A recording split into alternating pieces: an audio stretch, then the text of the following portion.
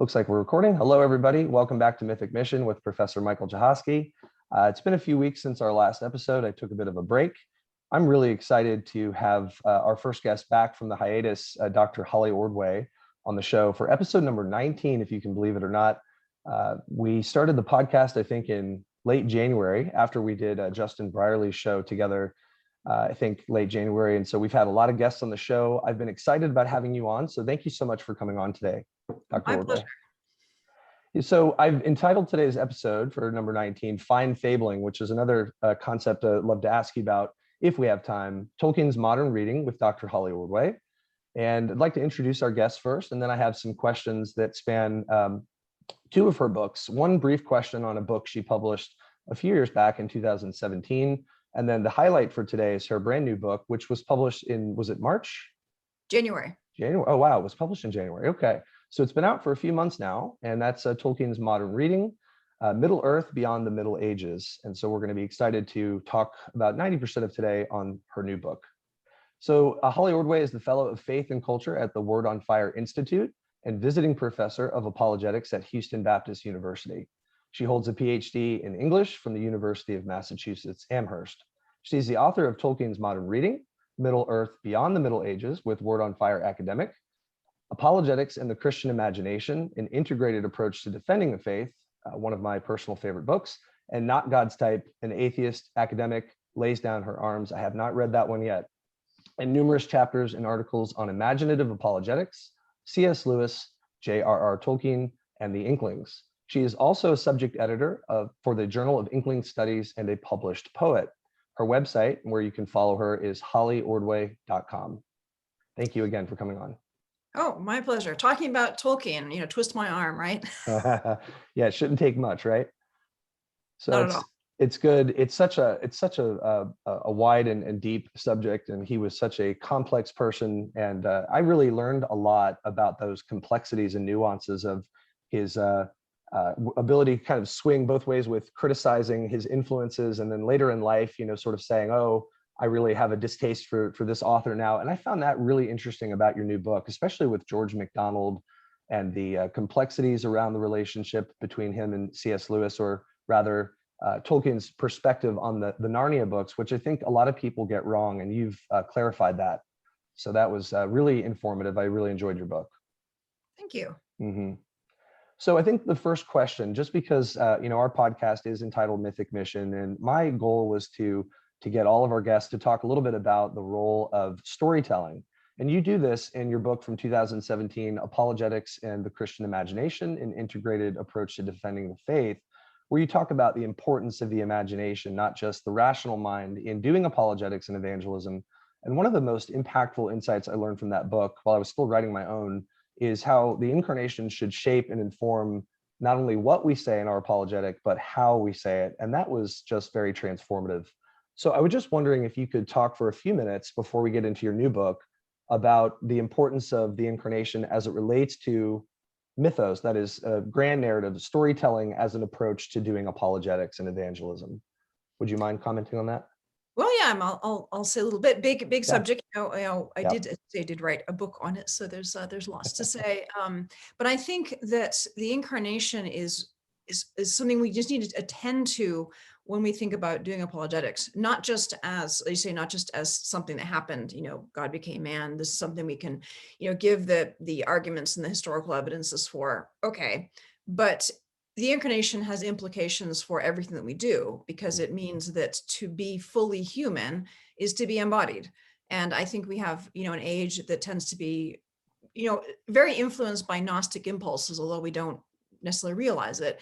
And that can take the place either of emphasizing the body too much, like the body's the only thing that matters, but it can also take the other extreme of emphasizing the mind too much. The mind is the only thing that matters, and our bodies are either bad or unimportant. Mm-hmm. But of course, the Christian vision rejects both of those and says it's a both and, that God made us with bodies and he made us with souls, and that God himself became embodied as a fully human person, the divine nature and the human nature, together, fully God and fully man. Right. And so that ought to have some implications in what we do.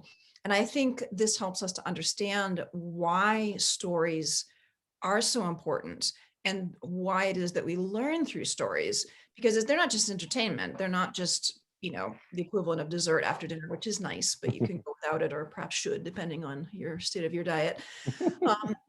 But rather, the imagination, when we encounter a story, we're encountering ideas that are embodied. They have particular, characters and situations and, things that happen. So even though it's all imaginative, it is embodied in an imaginative way. We're not just saying, oh yes, love God and love your neighbor. No, Right. we get the parable of the Good Samaritan. So we have, it's an embodiment of these ideas, and that's what makes them memorable. It's what makes them meaningful. And it allows us to get more depth of meaning from it as we go along. So I think this really has implications, not just for apologetics, but also, for literary criticism, because even though, some stories may or may not be directly relevant to evangelization, all stories matter, because they're part of being human, of being fully human, of learning about the world, about human nature, about reality.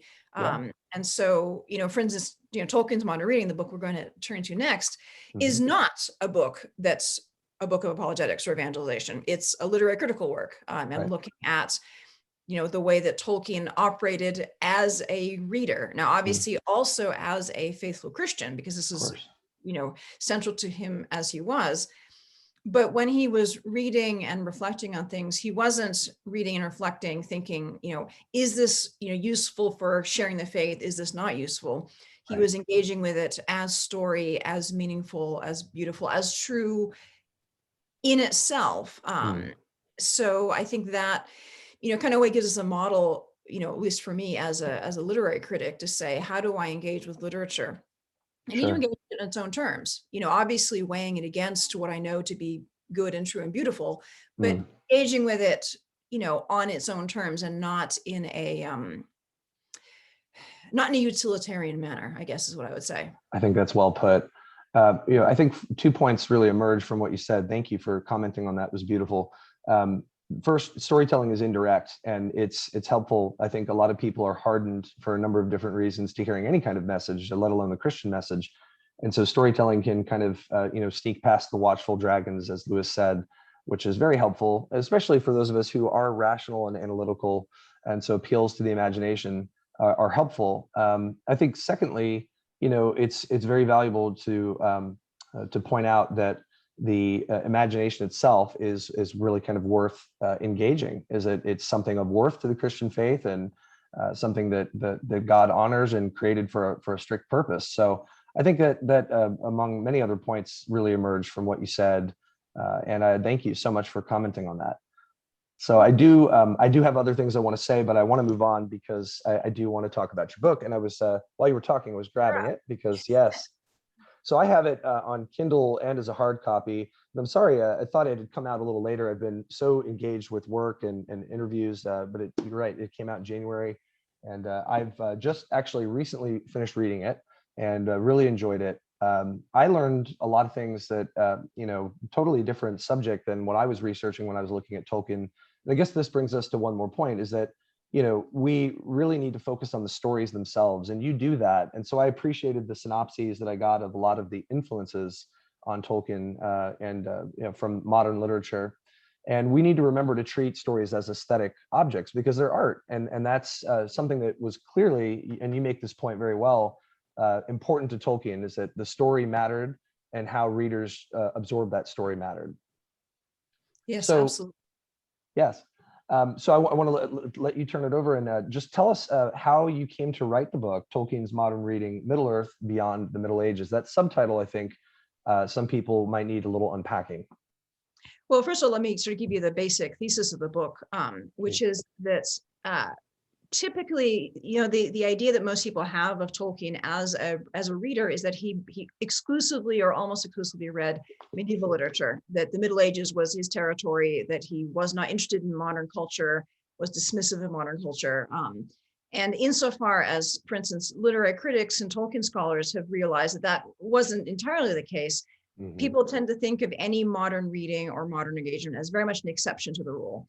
And a lot of this comes from his authorized biographer, Humphrey Carpenter, who says flat out in the biography, Tolkien took, read very little modern fiction and took no serious notice of it. He just says that. Mm. And quite naturally, people have believed that. Oh, he read very little modern fiction, took no serious notice of it. Well, then he must have been stuck in just exclusively dealing with the medieval world. Mm. That's actually not correct, though.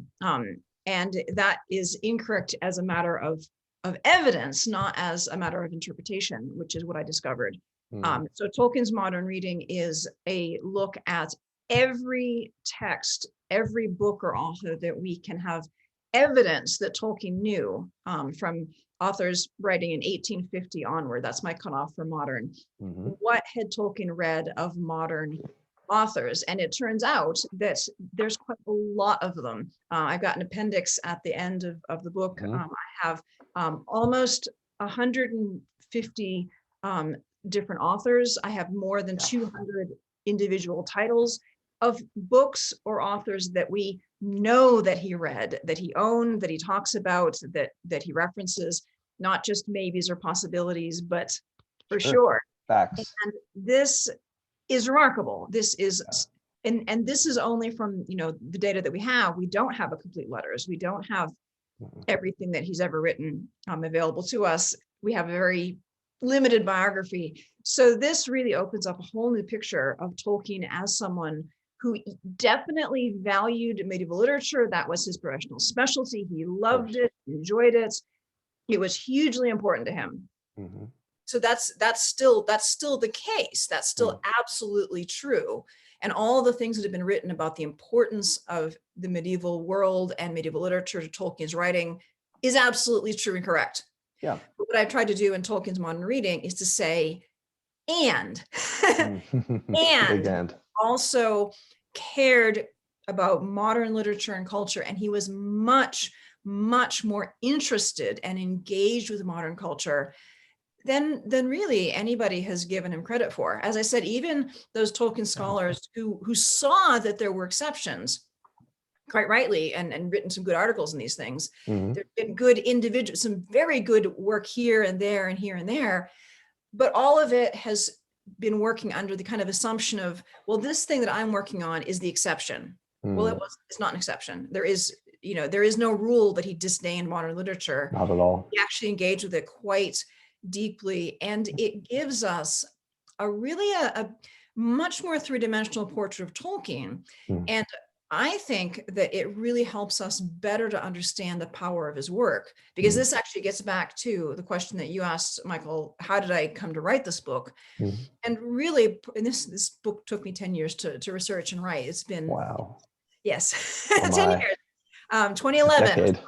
Yes, it's been kind of a big project, because when I started, I didn't know.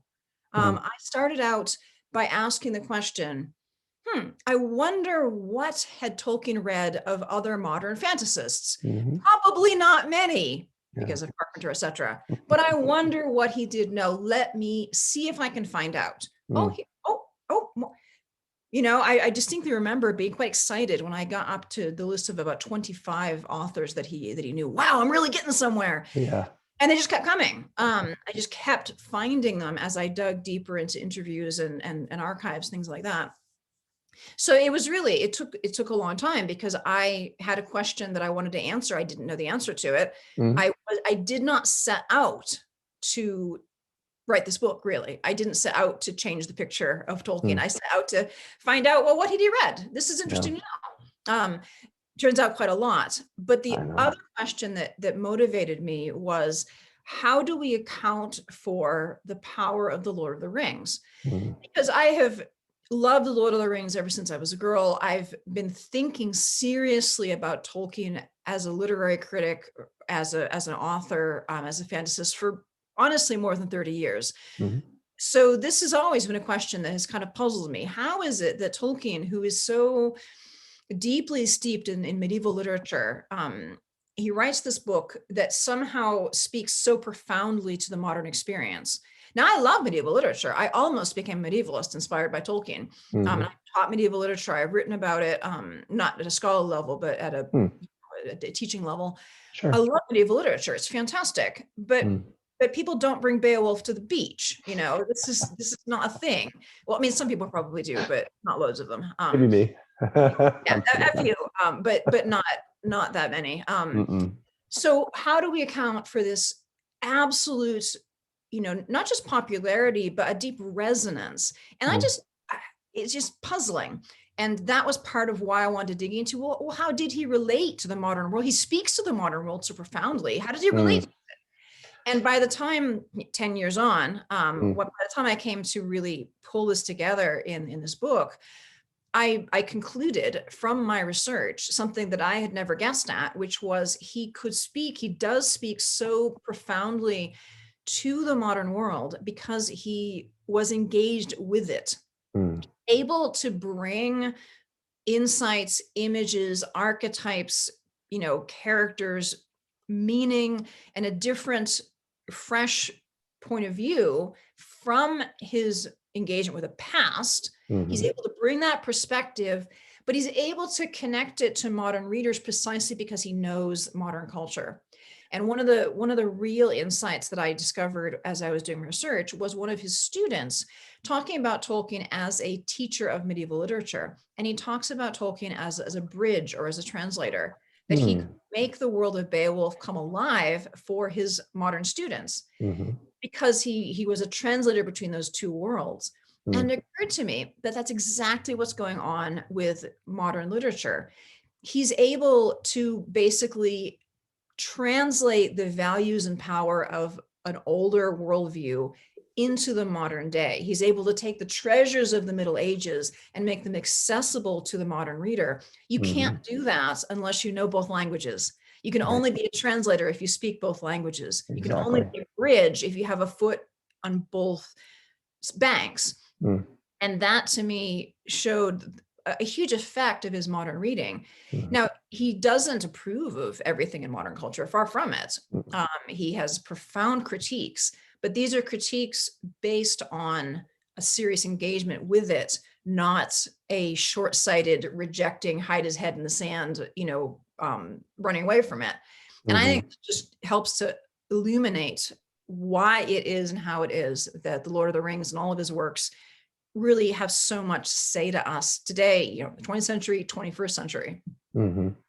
Wow, that's incredible. I can't believe you spent a decade researching and writing this book. And it seems like it was something that unfolded gradually as you learned more and more influencers upon Tolkien's reading and his own writing of his legendarium. So it's incredible. A couple of things came to mind. One thing that really shocked me is that he read H.G. Wells I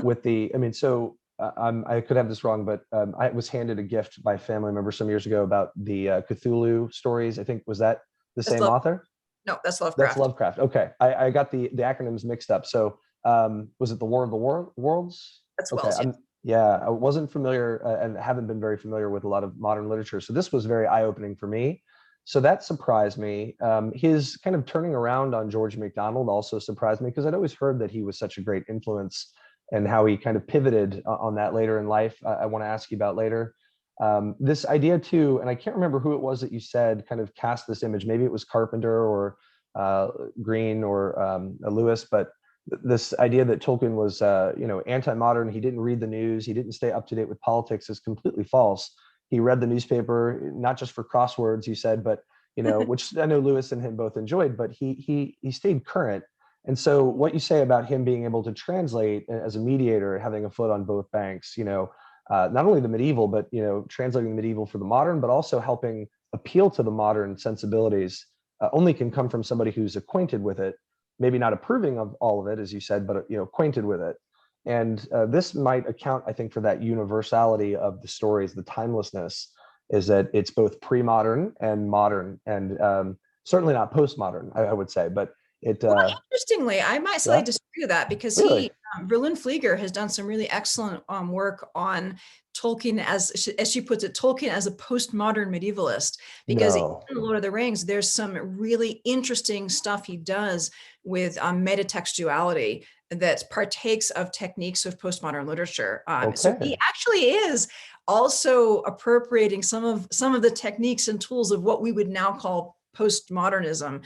That's This is very crazy. interesting. He's got a Yeah. much more eclectic reach than we might have thought. That's incredible. Well, I guess that makes sense. I mean, he was an older man in the 50s and 60s, and 60s and 70s was really when postmodern academia was really coming to flowering. Although it started much earlier, I think. It's incredible. Yeah, I wouldn't have seen that connection. So I guess a discussion for another time. But there's some other things that I wanted to take note of, and one thing that really took me aback is I didn't come across this when I was doing my research on Carpenter. Of course, I was looking at a totally different angle, but how much of a almost snake oil salesman he was about getting into writing the biography with the Tolkien family, is that he seemed to take advantage of them and almost appeal to in kind of a, I don't want to say sinister way, but just a, I don't know how you put it in your book, but it just his character seemed questionable. Well, let's not cast aspersions on Okay.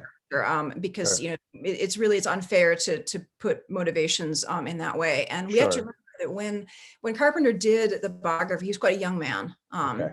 And so what we have here, I think, is a young man making sure that he gets the opportunity to write the book that he wants to write. And the way that he went about it, I don't think is perhaps the best way he could have gone about it. So what happens for readers who haven't yet read this bit in my book is that Humphrey Carpenter, when we think of him as an authorized biographer, we tend to think quite naturally that he was a published author, an academic, that he was vetted by the Tolkien family and chosen. But as it turns out, Carpenter wrote the biography almost by accident. And the way it came about was this: that there had been two very dodgy biographies of Tolkien that had like outright made up stuff in them, in one of them at any rate. It had already happened. And so after Tolkien's death, his family and his publisher were concerned. They wanted to, get something out there that would, satisfy the need for biography, but they were hesitant about it. Sure. So they started out by doing a book of photos that became eventually the book called the Tolkien Family Album. It's photos with captions, and they needed some assistance with this. So Priscilla Tolkien knew a young man, Humphrey Carpenter, who was working for radio at BBC Oxford, and brought him in to help with the captions. And he didn't have any particular qualifications, but as Unwin, the publisher, noted, you don't need a whole lot of qualifications to just write captions for this book. But Unwin reports that Carpenter really dug himself in, and it became clear that he wanted to write, kind of a full-scale book. And this is where we get into the slightly dodgier bits. Carpenter himself admits that he went about this in a slightly dodgy way. Someone in an interview once asked him, "How were you chosen to write the biography?" And Carpenter himself said, "Well, there really wasn't it wasn't a choice so much. I rather forced myself on the Tolkien family." Wow. He says, "I went around to each of the family members in turn and said, well, if you don't pick me, who at least knows Oxford a little bit, you might get somebody worse, playing on their fears." And now this is Carpenter himself, in his own words, admitting this. So that's fair enough. Yeah, sure. He ends up writing the biography, but it turns out he wrote it very quickly. There were masses and masses of materials. There were literally thousands of letters in Tolkien's handwriting is not always, shall we say, terribly legible, depending on the speed of his writing. He can write beautifully. He can write not so beautifully. But Carpenter wrote the biography in under 2 years, very, very quickly. Wow. And then when he passed it to Christopher Tolkien to review it, Christopher ripped it apart, tore it to shreds. It was unacceptable. Sent it back to Carpenter, who dealt with it in about a week or so, which, let me tell you, is not enough time to do an adequate revision. And then Carpenter himself says he just cut all the bits that were, at all contentious. He castrated the book. And Carpenter himself, again, had admitted that his first draft had treated Tolkien in a slapstick manner. Slapstick is Carpenter's word. He felt that he had an uptight upbringing and things like that.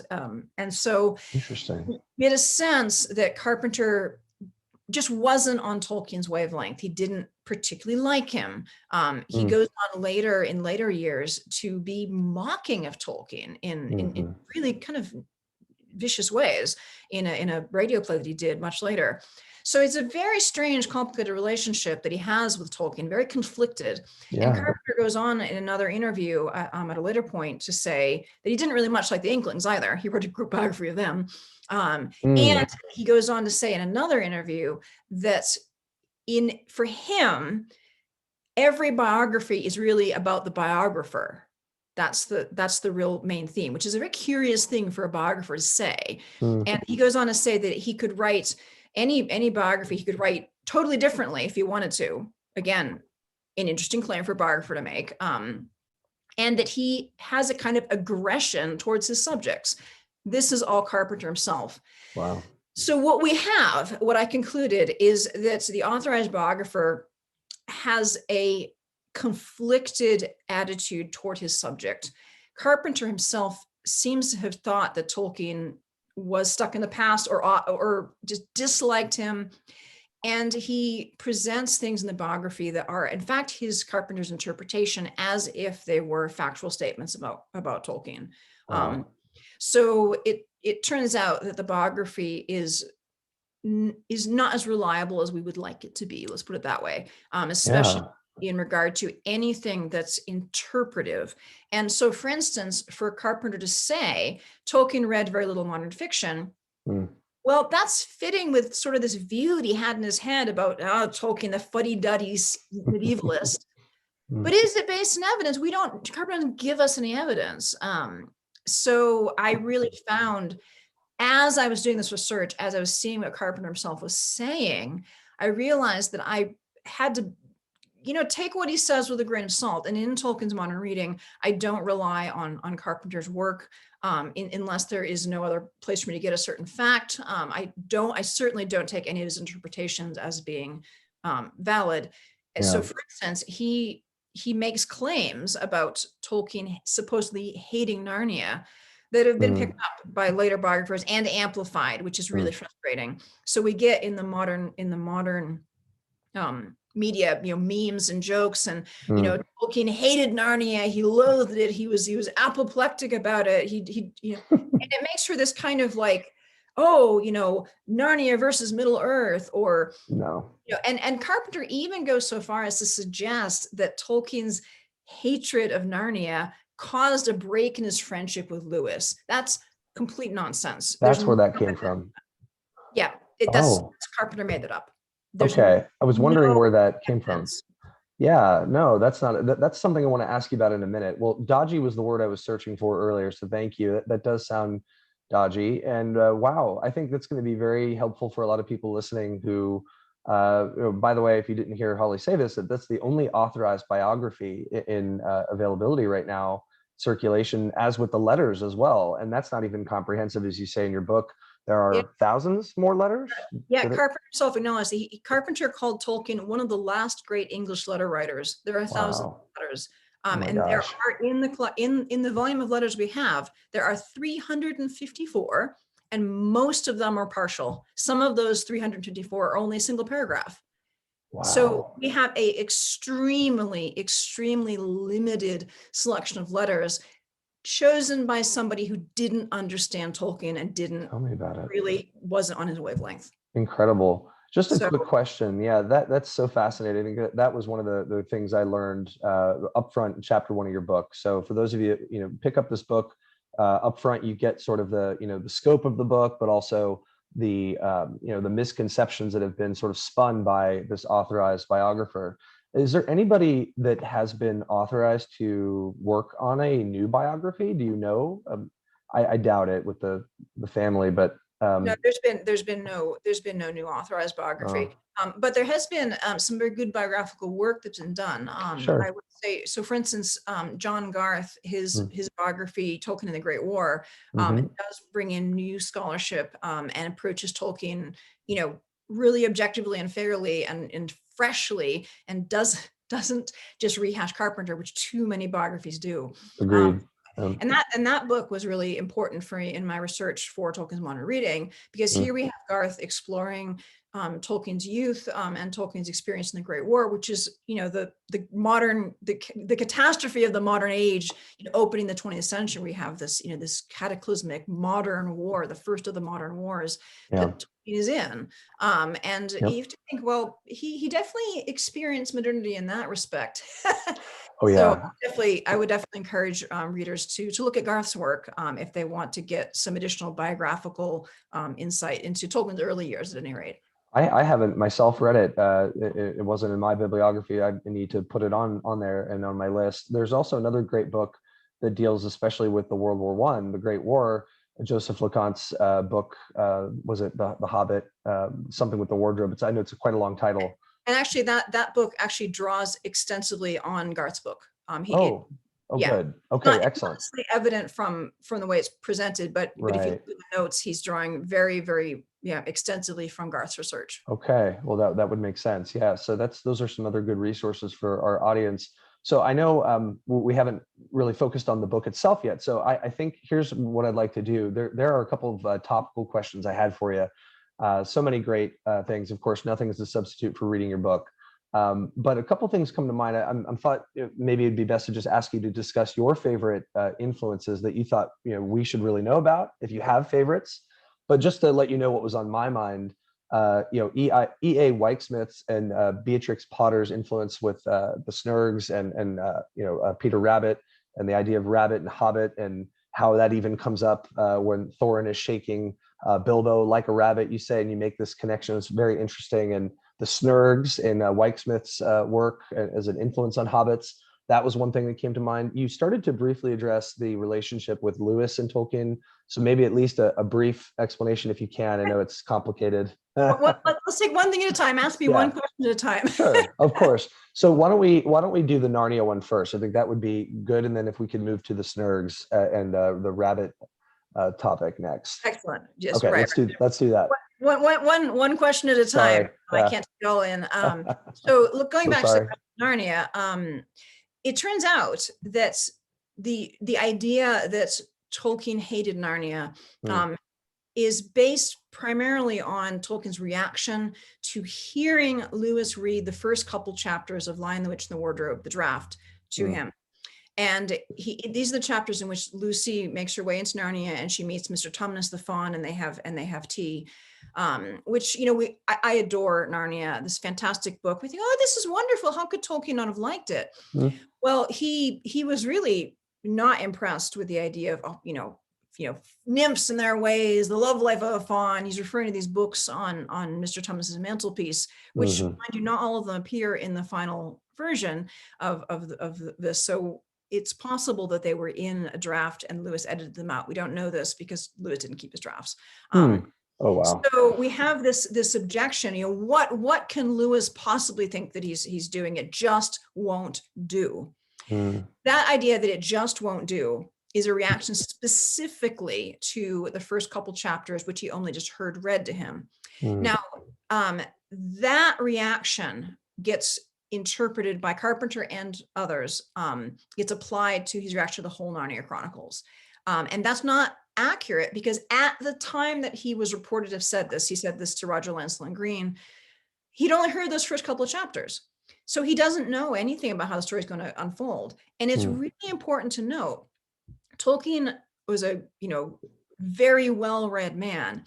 In classical literature, fauns and satyrs are very sketchy figures. They're associated with sexual aggression, with rape, with seduction.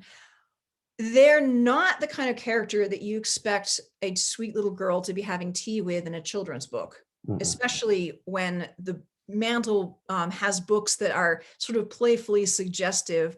And there's even a point where Lucy notices the door to Mr. Tumnus's bedroom. If you don't know where Lewis goes with the story, as Tolkien wouldn't have known, and you do know very clearly that fauns are lecherous figures, considering also that Tolkien had a daughter, I can certainly see that he might have thought, this is totally inappropriate for a children's book. What are you thinking, Jack? What are you thinking? This just won't do. Right. That's what he said. Yeah, exactly. And that's perfectly reasonable. I think so. We know in the end that Lewis went in an appropriate direction. And we know also that in Prince Caspian, Lewis addresses the question of these sort of dodgy, fawn figures. It's Aslan who kind of makes them safe. He actually addresses that directly in Prince Caspian. So we know that this wasn't just a far-fetched, ridiculous objection. So that's the only thing that we have a really direct objection to. We do also know that in general, Tolkien said that he said to Lewis apparently that he didn't much care for these first couple of chapters. In tracking back, I went and I looked for original reports, and the closest we get is Roger Lancelin Green reporting a conversation that Lewis had with him. In the earliest reporting of this story, Lewis is not particularly bothered. He's like, oh, Tolkien didn't much care for it, but carry on. And Roger Lancelin Green is also not particularly bothered. He says, yeah, well, you like different kinds of stories. Sure. Okay, this is fine. You don't have to like the same stories. Then that becomes sort of expanded with increased dismay by Lewis and increased hatred by Tolkien. But the initial exchange. Also, we must keep in mind something that I discovered in my research is that Tolkien's habits of expression tended to be very hyperbolic. He did this all the time. He would go over the top in saying something and then actually back down when this is just his personality. Sure. And various of his friends notice that he would do this. So his sort of extreme reaction, oh, it just won't do, is exactly the kind of thing that he would say just to kind of, chaff his friend. Yeah. So it's not the blast that people think it is. Now, to be fair, there are other things that Tolkien didn't care for, as it turns out. Later on, he says he doesn't like the Father Christmas, doesn't really see how he fits in. But he isn't the only person who thought that. Now, there is a real purpose for Father Christmas, and Michael Ward has unpacked this beautifully in his discussion of this in Planet Narnia. Lewis definitely had a purpose for putting him in, but even Roger Lancelin Green, who loved the draft of Lion, the Witch, and the Wardrobe, also thought, well, just leave this character out. Sure. So Tolkien isn't alone in that. Right. Tolkien also didn't much care for the way that Lewis brought in figures from all different mythologies, because that's just not what he particularly liked himself stylistically. It wasn't his thing. Okay. Yeah. So he didn't particularly care for it. Sure. Now he says in a letter that those books remained outside his imaginative sympathies. And he says this with regret. Fair enough. That's not the same thing as hating, loathing, despising, etc. He just didn't care for them. And very interestingly, in a letter that was published later, not in the collected letters, but it was published in an article later on, Tolkien says that the Narnia books are deservedly very popular. Wow. And I think that's really telling, deservedly very popular. Certainly. Very popular is just a statement of fact, but to say they deserved it is significant. And Joanna Tolkien, Tolkien's granddaughter, reports that when she went over to her grandparents' house, the Narnia Chronicles were among the books that Tolkien kept on hand for his grandchildren to read. Oh, there you have it. So there you have it. Tolkien had a very close and loving relationship with his grandchildren. He certainly would not have had books on hand that he thought were terrible. Of course. Yeah, no, that makes sense. That we have a complicated literary critical reaction. We have a friendship that tends to allow things to be expressed in hyperbolic terms. And we have quite a natural difference of tastes. And we have a gradual recognition of, oh, this is actually, well done. All of this is much more nuanced than Tolkien hated Narnia. Which makes for, great memes, but it's not. Of course.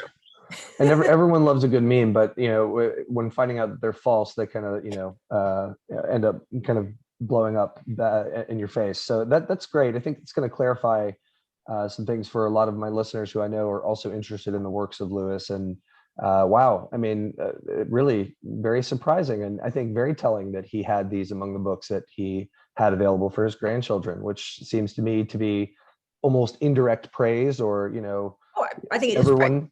Sure, everyone has different tastes. Yeah, and I Yeah. think this is something again that came up in my reading of seeing what Tolkien read, is that Mm. he read and appreciated a remarkably wide range of Yeah. things. Yeah. I mean, I would, he appreciated James Joyce. Now, did he approve of everything Joyce was doing? No, he actually criticizes some of these things, but he takes it seriously. Mm. He reads, realistic American fiction. He reads science fiction. He reads a huge range of things, and he reads books by fellow Christians. He reads books by dedicated atheists, like Wells, who was a serious atheist, and appreciates their literary craft. So Tolkien actually had a much wider scope of taste, especially in his earlier years. Now, as he gets older, I think his tastes do narrow, but this is a normal factor of age. As you become older, and Tolkien lived a long life. As you get older, you tend to have your favorites become more firm favorites, and you don't, like, venturing as far afield. This is, again, perfectly normal. But he had a much wider range of interests than I frankly ever expected when I started doing this research. Yeah, really very, very enlightening. So I think two topics left. And the first thing I'd like to ask you about, perhaps this would be the best direction to go in.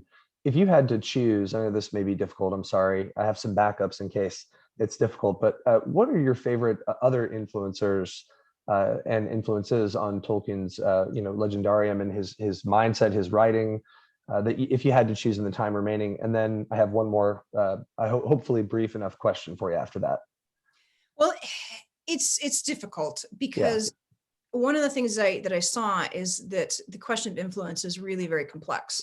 And the idea of influence or sources, it's one of the problems with source study that I tried very hard to avoid, and I hope that I've avoided at least partially, is the temptation to find connections everywhere. If you read this, therefore, all these things have to be connections. But what I saw in Tolkien's imagination is that he read so widely, and he in his word, he digested what he read. And so it becomes, pulled together, and it becomes transmuted by his creative imagination. So it's really difficult to, sort of say, well, this is an influence, that's an influence. Sure. Certain places you can see ways that contributed. So I would say one of my favorite areas is something that you actually touched on briefly already, and that's the Hobbits with regard to the Snurgs. Because here it's a really nice example, because we have three examples of contributing influences to the Hobbits. So we have E.A. Wicksmith's book, The Marvelous Land of Snurgs, which Tolkien himself calls in a letter an unconscious source book for the Hobbits. So he says that he's very excited about this book. And the Snurgs themselves are very Hobbit-like characters in a variety of ways. So they clearly, by Tolkien's own admission, contributed to the creation of the Hobbits. Then, as you noted, Beatrix Potter's rabbits, we know that Tolkien greatly appreciated Beatrix Potter. He likes her work. He values it. He praises it. And we know that he'd read the rabbit stories, because he mentions them. And there are various points at which Tolkien, even though he says the hobbits are not rabbits, he makes lots of comparisons to them in the Hobbits, where Bilbo's very rabbit-like. And he, in a letter at one point, admits that the sound connection between hobbit and rabbit appealed to him. So I think there are certain elements of rabbitness, especially the kind of anthropomorphized human-like rabbits that we see in Beatrix Potter. Right. They live in neat sandy holes. Like there's a lot. They're not just rabbits, they're Beatrix Potter style rabbits. Sure. I think that's a contributing factor. Mm. We know he read them. We know he valued them. That's incredible. And then we have another connection that Tolkien himself makes, which is with the American realist author Sinclair Lewis. Tolkien names Lewis's book Babbitt as contributing to the name Hobbit. And he goes on to say that Hobbits and Babbitts have a lot of the same sort of comfortable bourgeois worldview. So he actually even draws a connection between the character Babbitt and the personalities and culture of the Hobbits. Their same, tendency to get stuck in a kind of middle-class, comfortable worldview and need to get, busted out of it by their adventures. Sure. So Tolkien himself acknowledges this as a contributing factor to the Hobbits. And what I think is interesting is that this is a kind of a picture of the complexity of influence, because these are 3 different strands, one from an American realist author, one from a children's chapter book author, and one from a children's picture book author. Yeah. All of them, Snurgs, Rabbits, and Babbits, coming together amongst however many other influences and all the mysterious workings of his own creative imagination to help to form Hobbits. And that, I think, is what's going on. We can't and shouldn't and mustn't say this equals that ever, unless Tolkien says so. Sure. You know, we can't just make those connections, but we can see the way they contribute. And I think this really sheds light on Tolkien's creative imagination, the way that he's able to draw from such disparate elements, Snurgs and Rabbits and Babbits. Yeah. And then we get the Hobbits, and the Hobbits are their own thing. And yet we can sort of see and discern some of the ingredients that Tolkien used in making them. I just think it really highlights the power of his creative imagination, that he's able to draw from such varied sources and make them his own. This is just really interesting. Yeah, such incredible array of variety, and the complex way that he describes, I think, in the foreword to the 2nd edition of The Lord of the Rings about the germ of making the story. And I think you cite this in another comment he made similarly in your book, how it takes root in the soil of the imagination, and it goes down very deep, and it's very dark, and it's very hard to say, oh, we've plucked that out and we figured it out. It's so clear after reading your book that there were so many contributing streams to his imagination, and to say that it worked simply as this equals that is difficult and probably prohibitive to say. So I think that's very well said. And I know that I have many other things I'd like to ask you about, but if we can squeeze in 2 things, because the last thing that I wanted to ask you was about fine fabling, just as an idea, because it came towards the end of your book, and I liked just the way it sounded. And I thought, this word fable, we don't really use, we use story instead. And I liked it. I wanted to ask you about it. So maybe you could just speak to that idea first, because I think it has to do with just the idea of enchantment and disenchantment today. And you mentioned that. So what is fine fabling? And then maybe one other content question, if we can, and if we don't have time, that's okay. But what is fine fabling? And this is something Tolkien was involved in, would you say? Let me actually see if I can, I'll read you that bit from the chapter. Let me see if I can find that. Let's see. Yeah. Fine fabling. So we talk, one of the things we've looked at, fantasy, we've looked at mythopoeic literature, we've looked at adventure stories, but there's also some stories that kind of don't fit any particular categories. And so let me read a bit from my book here. Stories that blur the boundaries between spirit and matter, that mix or seem to mix the supernatural and the natural, have become less common, perhaps less respectable in the modern age. One way of viewing the shift is to understand it as part of a conflict between disenchantment and enchantment. Enchantment offers a view of reality in which actions and objects are imbued with objective meaning and spiritual value. Disenchantment rejects this, holding that there is no deeper significance to our experiences. And this had a great impetus from the trauma of the First World War. Right.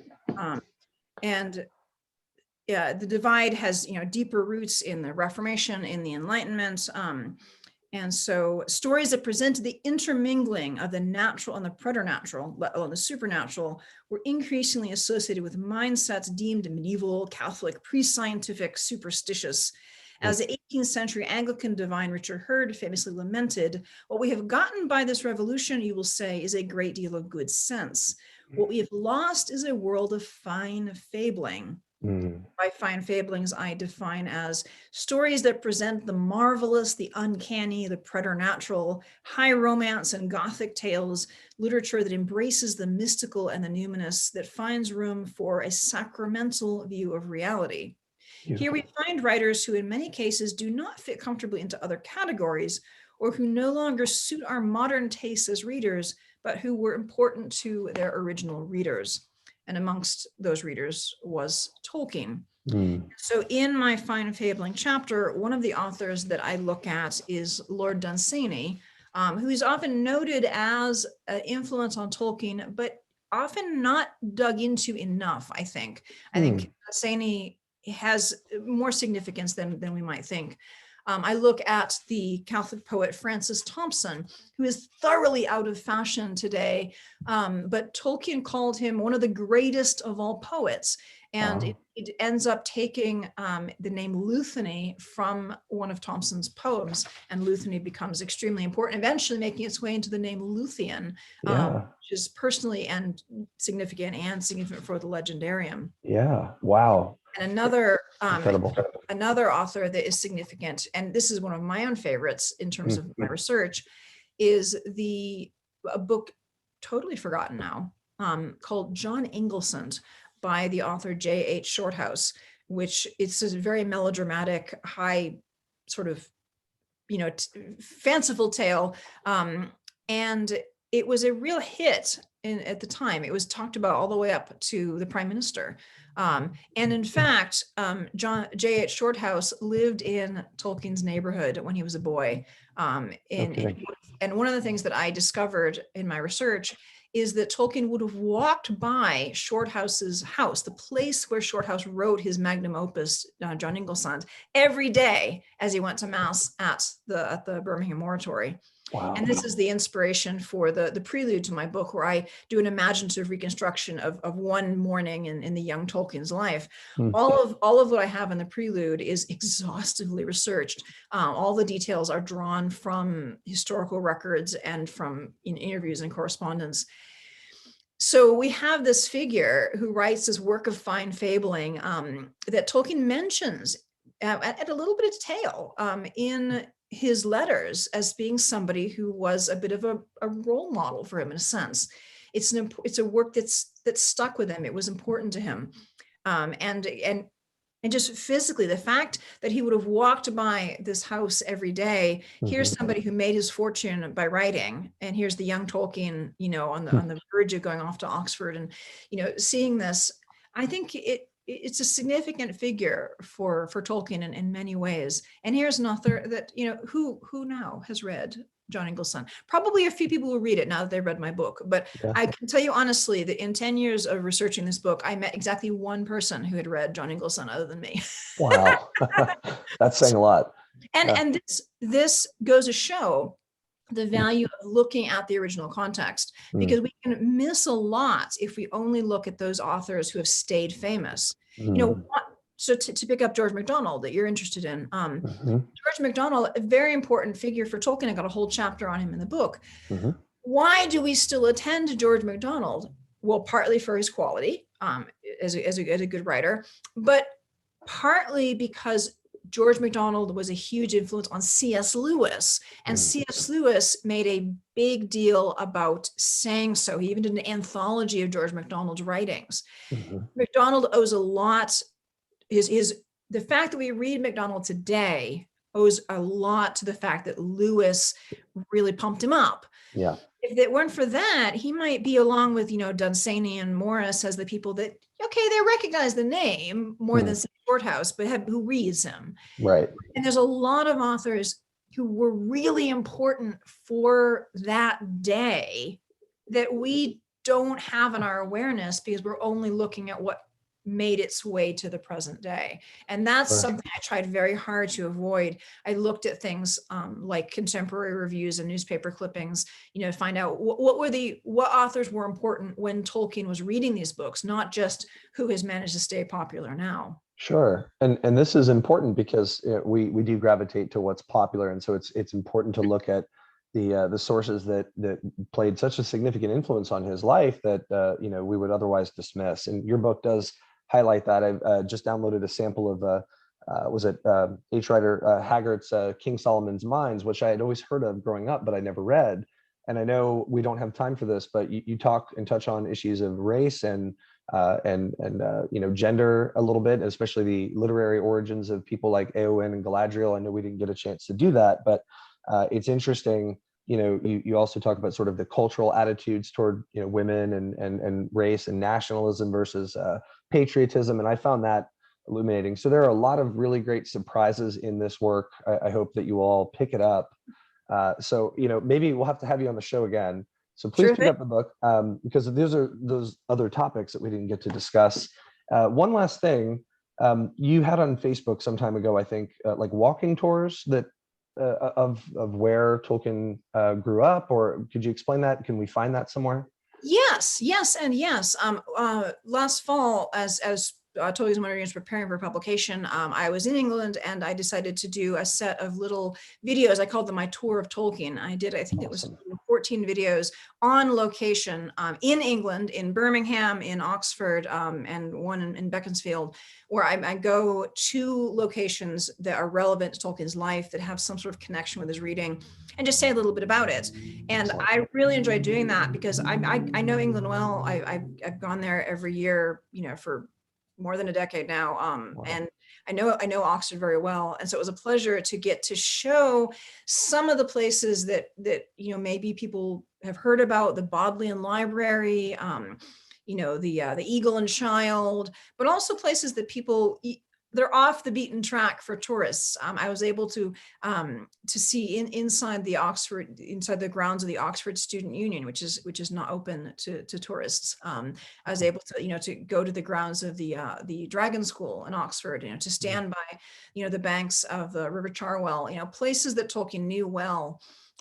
Various sites in Birmingham. And so, for instance, regarding John Ingleston, I stood on the very street that Tolkien would have walked through, looking very different now than it did in the day. And to be able to talk about Tolkien in this context. And it was a real pleasure to be able to share, Christchurch College and Merton College, loads of places. You could actually see them. Yeah. All of these videos are on my publisher's website. So if you go to wordonfire.org/Tolkien, Okay. very simple, very easy to remember. There's information about the book. And if you keep scrolling down at the bottom, there are all of the Tour of Tolkien videos. And this is on wordonfire.org/Tolkien. Got it. I've been making them, so I hope that people will have a look. I didn't get a chance to watch all of them. I think I watched one or two. I want to post this and your website, hollyordway.com, on the episode description today, so that people can follow you and they can get your book on Amazon. And where else? Any other places you prefer to be purchased? Well, I would encourage people to purchase it actually from the publisher, Word on Fire, because it's always nice to support the publisher as opposed to the big box, places. But you can get it directly from Word on Fire, or as you can get it from Amazon and probably other retailers. But those are the two places that you can get it for sure. Excellent. I can't thank you enough for taking the time. Thanks for going a little over an hour. Thank you. My pleasure. Twist my arm. Talk about Tolkien. Well, next time we'll twist your arm again. Thanks again. All right. Thank you.